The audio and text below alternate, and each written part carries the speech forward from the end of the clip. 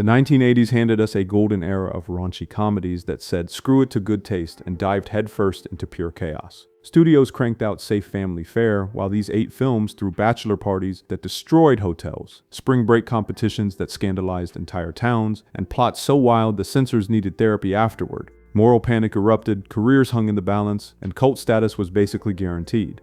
Bachelor Party turned Tom Hanks into a raunchy comedy legend and nearly broke him in the process, throwing the future Oscar winner into a non-stop carnival of strippers, pranks, and genuine on-set madness that he later admitted felt completely overwhelming. Hanks plays Rick Gasco, this lovable party bus driver about to marry his sweetheart Debbie, when his buddies decide he needs the wildest bachelor party Los Angeles has ever seen, complete with every imaginable bit of chaos, while Debbie's jealous ex-boyfriend schemes to sabotage the whole wedding.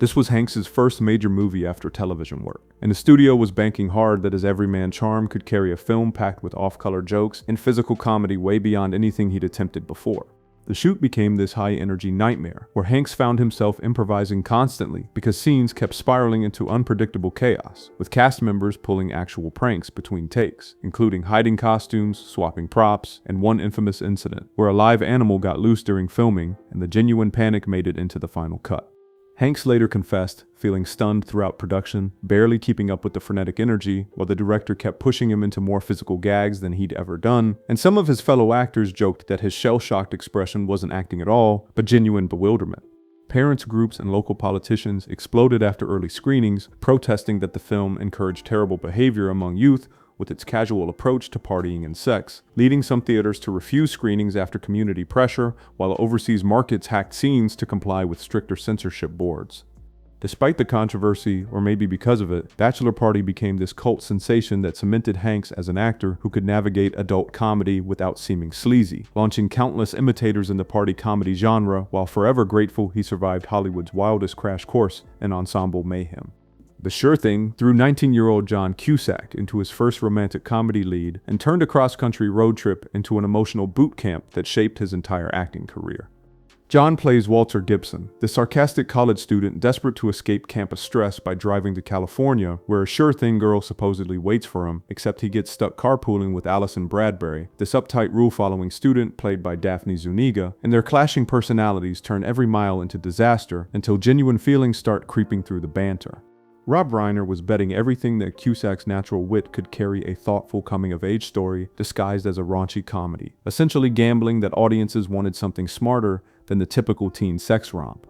The production became legendary for its brutal realism, because the actual cross-country filming involved genuine freezing weather, uncomfortable motels, and long takes in poorly heated vans that left John and Zuniga actually shivering on camera, with crew members recalling one roadside fight scene that required a police officer on standby because the actors got so energetic it looked like a real altercation. John admitted feeling overwhelmed by the pressure of leading his first romantic comedy, sometimes clashing with Zuniga during breaks in ways that Reiner encouraged them to channel directly into their performances, creating this authentic friction that made their eventual connection feel earned rather than Hollywood manufactured.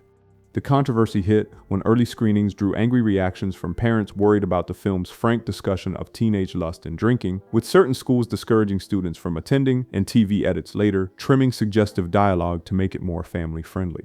John's earnest performance helped soften the backlash, though, with critics praising how the movie balanced mature themes with genuine vulnerability instead of cheap laughs, and Reiner fought censors by arguing that honest storytelling about young adults mattered more than pretending sex and desire didn't exist. The film became this watershed moment for thoughtful teen comedies, influencing everything that followed, while John learned that navigating uncomfortable shoots and real emotional exposure made him a better actor. The Beach Girls dropped 3 young actresses into a sun-soaked California party house and forced them to navigate Hollywood's most uncomfortable question: how much are you willing to show for your career? The film follows Sarah, Ginger, and Ducky as they take over Sarah's uncle's beach house for the summer and throw increasingly wild parties that attract lifeguards, rival troublemakers, and local authorities, while the friends learn the consequences of pushing freedom to its absolute limit. The studio was desperately hoping this would become the female-led answer to male-driven party comedies, banking that audiences wanted to see women as the instigators of chaos rather than just accessories to it. Several cast members admitted feeling uncertain during auditions about comfort zones and spent hours negotiating with producers about nudity limits before signing on, then bonded intensely during the shoot as they supported each other through awkward pool party sequences that required multiple takes with minimal rest and left everyone physically exhausted. The fast-paced schedule meant filming several party scenes back-to-back with barely any downtime, and actresses later revealed feeling grateful the experience taught them to advocate for themselves in an industry that constantly tested boundaries. Parent groups lost their minds when the film hit theaters, immediately protesting the explicit party scenes and casual approach to alcohol and rebellion, leading distributors to preemptively trim content for television while ratings boards in different states slapped it with varying restrictions. Some regional cable networks flat out refused to air it after complaints about nudity flooded in, and crew members recalled heated arguments with local authorities about filming permits because the late-night party atmosphere generated constant noise complaints. The film became this weird cultural artifact where audiences sought out uncensored VHS copies after learning TV versions were butchered, turning it into an underground sensation despite critics dismissing it as shallow. The actresses faced this complicated legacy, where new roles sometimes came with stereotypes they had to actively resist, spending years afterward fighting perceptions that being in a party movie meant they couldn't handle serious dramatic work, while the Beach Girls achieved cult status among fans who appreciated its unapologetic energy. Up the creek threw Tim Matheson into Whitewater Rapids and nearly drowned his attempt to escape the shadow of Animal House, turning a goofy college comedy into a physically brutal shoot where injuries became routine. Matheson plays Bob McGraw, this perpetual slacker in his 12th year of college, who gets blackmailed into entering a dangerous intercollegiate rafting race alongside his misfit friends, Max, Gonzer, and Irwin, competing against Ivy League snobs and military academy hardasses, who'll use sabotage, explosives, and every dirty trick imaginable to win. The studio was betting that Matheson's name recognition from Animal House could anchor another ensemble comedy hit, essentially trying to recapture lightning in a bottle by sticking him in another college mayhem scenario where the physical demands became insane. Matheson insisted on doing his own stunts to prove he was more than just a comedic pretty face, training with real rafting teams before filming and refusing body doubles for river sequences that left him bruised and battered, with one terrifying moment where a flipped raft and underwater rocks nearly ended the production when he got swept downstream. Cast members recalled Matheson as this determined leader trying to keep morale high even when weather turned brutal, and they found themselves sleeping in tents between shoots, with Stephen first admitting he was genuinely terrified of the rapids and nearly quit halfway through after capsizing multiple times. The production became legendary for its mounting disasters as rafts kept flipping in unpredictable currents, equipment vanished into the river, and rescue teams hovered nearby during every major scene because the danger was absolutely real. The ratings board went to war over the film's abundant nudity and crude humor, demanding extensive cuts before release, as studios feared an X rating would kill box office potential, and some scenes featuring topless extras got axed entirely for theatrical runs while creating this underground legend about footage too wild for general audiences. Distributors in conservative states refused to carry unrated versions, and cable airings featured abrupt jump cuts that confused fans, with Matheson and Dan Monahan voicing frustration that their best comedic work got sacrificed to appease censors, while the film found its audience among college crowds who appreciated the authentic danger. Fraternity Vacation threw Stephen Jeffries into the Palm Springs sun and straight into Hollywood's meat grinder, where the future Fright Night star discovered that playing the nerd in a raunchy spring break comedy meant becoming the butt of every joke, both on and off camera. Jeffries plays Wendell, this awkward fraternity pledge, whose wealthy parents offer a condo to his cooler frat brothers Joe and Mother, played by Cameron Dye and a young Tim Robbins, who drag him along on a week of wild parties while competing with rival frats for the attention of the beautiful Ashley Taylor. The studio was gambling that teen audiences would eat up another spring break romp, essentially trying to capture lightning in a bottle success by mixing slapstick comedy with romantic competition and just enough skin to push boundaries. Jeffries fully committed to his nerd persona with thick glasses and stammering delivery, but the shoot became this trial by fire as Robbins and Dye constantly pranked him between takes, hiding props and swapping his costume glasses for joke shop versions just before filming to keep reactions genuine. The notorious nude scene featuring Barbara Crampton and Kathleen Kinmont became ground zero for behind-the-scenes tension because both actresses negotiated extensively with producers about exposure limits, eventually demanding closed sets with minimal crew and the power to set their own boundaries after feeling pressured by studio executives. Crampton and Kinmont grew fiercely protective of younger female cast members, passing along hard-won advice about contract negotiations and self-advocacy in an industry that constantly tested how far actresses would go. Tim Robbins clashed repeatedly with director James Frawley over his character's tone, wanting pathos instead of pure caricature, and these arguments spilled into press junkets where Robbins sometimes walked out if questions got too focused on salacious content. When the film hit theaters, conservative towns erupted in protest as church groups and parent organizations mounted demonstrations claiming it encouraged depraved spring break behavior, forcing TV stations to butcher it with abrupt jump cuts that left fans seeking uncut VHS versions. Robbins became the only cast member who refused to attend censored screenings, arguing that kids understood the difference between movies and reality, and his public defiance marked an early sign of the activist persona that would define his later career, while the controversy turned Fraternity Vacation into a cult rental despite critical drubbings. My Tutor handed Karen Kay an impossible task: play a seductive tutor opposite teenage Matt Latanzi without the whole thing becoming pure male fantasy. And her fight for dignity became the most interesting drama happening during production. Kay plays Terry Green, this smart and confident tutor hired to help privileged high schooler Bobby Crystal pass French so he can go to college, except their academic sessions turn into flirty encounters that test every boundary, while Bobby's controlling father demands results and his horny friends push him toward reckless choices. Director George Bowers was betting the film could walk this tightrope between coming-of-age romance and titillating comedy, gambling that audiences wanted something with actual heart beneath the obvious premise. Kay spent the entire shoot pushing back against studio pressure to make Terry purely physical, insisting on rewriting scenes with Bowers to give her character deeper motivations, and refusing to budge on certain exposure demands when producers asked her to sex up later sequences after disappointing test screenings.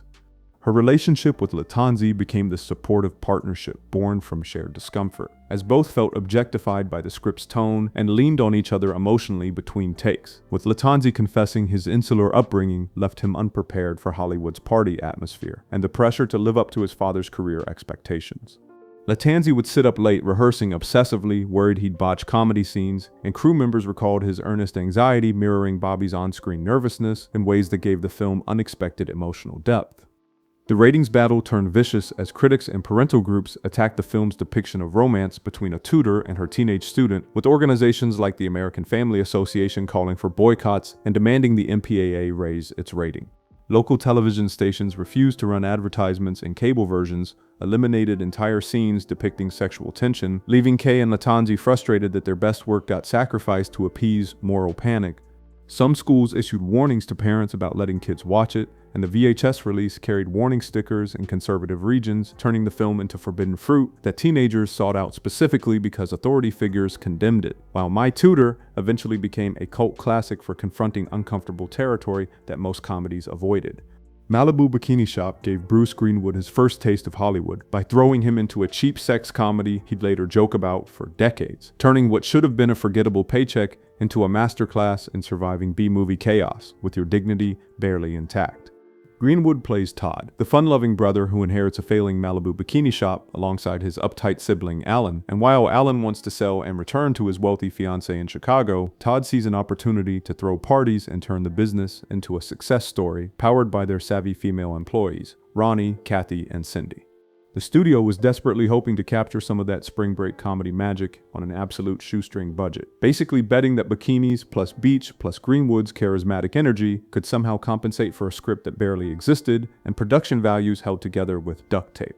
Greenwood admitted taking the role purely for the paycheck, because opportunities for Canadian actors in the US were brutally competitive, and he found himself playing energetic prankster on set to keep spirits up during long humid Malibu days, filming in actual cramped retail locations to save money. Behind the scenes, the female cast navigated real pressure to balance personal boundaries with the director's anything-goes ethos, as Amanda Horan-Kennedy, Deborah Blee, and Amy Julius wore skimpy costumes and got invited to improvise flirtatious scenes designed purely to titillate male audiences. Kennedy and Julius quietly coordinated with a sympathetic assistant director to ensure clothes sets for their most revealing moments, practicing assertiveness about exposure limits while sharing strategies with younger co-stars about protecting themselves in an industry that constantly pushed boundaries.